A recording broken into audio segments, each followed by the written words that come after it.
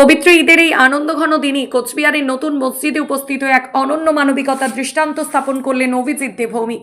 সাধারণ মানুষের সঙ্গে আন্তরিকভাবে শুভেচ্ছা বিনিময়, মসজিদের দায়িত্বপ্রাপ্তদের প্রতি সম্মান প্রদর্শন এবং সবার সঙ্গে একাত্ম হয়ে ওঠা, সব মিলিয়ে তার এই উদ্যোগ সত্যিই প্রশংসনীয়।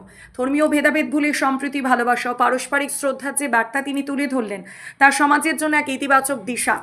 এদের এই পবিত্র মুহূর্তে তার উপস্থিতি শুধু একটি সৌজন্য সাক্ষাৎ নয়, বরং এক সুন্দর সহাবস্থানের প্রতীক। এভাবে এগিয়ে আসুক মানবতা, মজবুত হোক সম্প্রীতির বন্ধন। ঈদ মোবারক।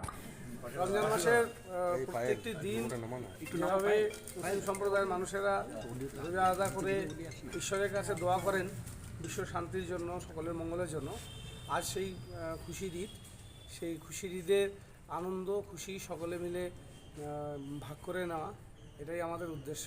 আমাদের বাংলায়, আমাদের দেশে যে সর্বধর্মের সহানুবর্তিতা, সর্বধর্মের সহিষ্ণুতা, এই সহিষ্ণুতার বাতাবরণ যাতে নষ্ট না হয়। কখনো কখনো প্রতিক্রিয়াশীল শক্তিরা, বিচ্ছিন্নতাবাদী শক্তিরা বিশ্বে জুড়ে অশান্তির একটা দাওয়ামা বাঁধিয়েছে।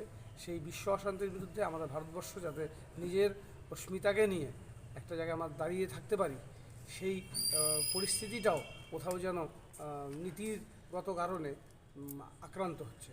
তাই আমি এতটুকুই চাই যে আমাদের বাংলার মাননীয় মুখ্যমন্ত্রী যেভাবে সর্বধর্মের মানুষকে সমন্বয়ে নিয়ে এগিয়ে চলেছে বাংলা উন্নয়নের দিকে, সেটা যাতে আরও বেশি ত্বরান্বিত হয়, এই কামনাই আমি সমস্ত সংখ্যালঘু মুসলিম সম্প্রদায়ের মানুষের কাছে রাখছি।